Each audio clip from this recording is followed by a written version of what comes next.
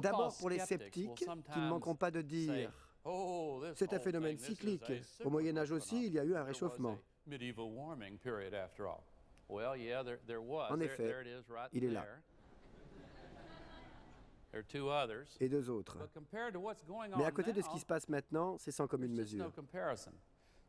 Et si l'on rapporte les températures sur 1000 ans au taux de CO2 sur la même période, on constate une étroite relation. Un millénaire de CO2 dans les glaciers, c'est déjà pas mal.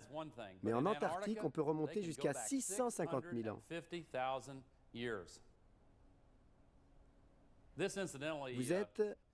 Vous êtes, soit dit en passant, les premiers, en dehors de quelques spécialistes, à voir cette image. Ici, vous avez notre ère. Et là, vous avez la dernière glaciation.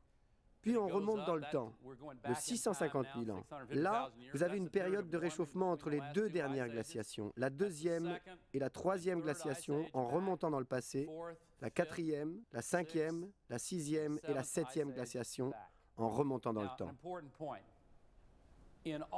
Durant toute cette période de 650 000 ans, le taux de CO2 n'a jamais été supérieur à 300 ppm, 300 parties par million. Et comme je vous le disais, on a aussi les températures. Voici la courbe des températures sur notre Terre. Il y a quelque chose qui doit vous sauter aux yeux. Disons-le autrement. Si mon petit camarade de 6e, celui qui parlait des côtes africaines et américaines, était là, il dirait « Elles s'emboîtaient avant ?» Complètement ridicule. Ridicule, mais vrai, bien sûr. En fait, les corrélations sont très complexes. Mais il en est une, beaucoup plus significative que les autres, et qui est la suivante. Plus il y a de dioxyde de carbone, plus la température augmente, parce que le CO2 piège davantage de chaleur solaire. Pour la partie des États-Unis où sont situées la plupart des grandes villes, Cleveland, Détroit, New York, dans le nord du pays, cet écart représente la différence entre une belle journée et une accumulation de glace de plus de 1,5 km d'épaisseur. Pensez-y pour considérer le fait suivant.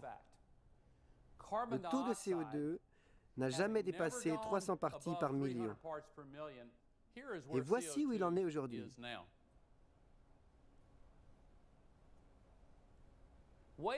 Bien supérieur à ce qu'il a jamais été, aussi loin que remonte cette étude.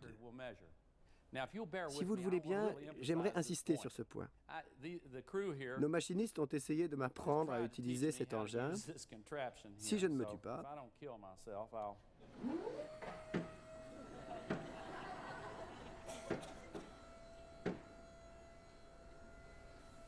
On en est déjà à ce niveau.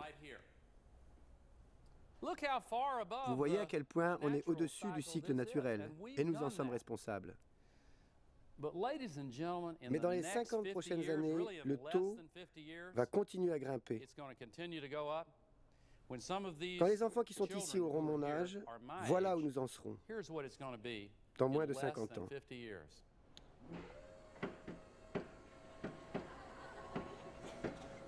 Vous connaissez l'expression « crever le plafond ». Dans moins de 50 ans, on en sera là. Tous les faits, toutes les dates, tous les chiffres de cette étude sont indiscutables. Les sceptiques de service diront « Et alors ? Ça semble tout à fait normal. »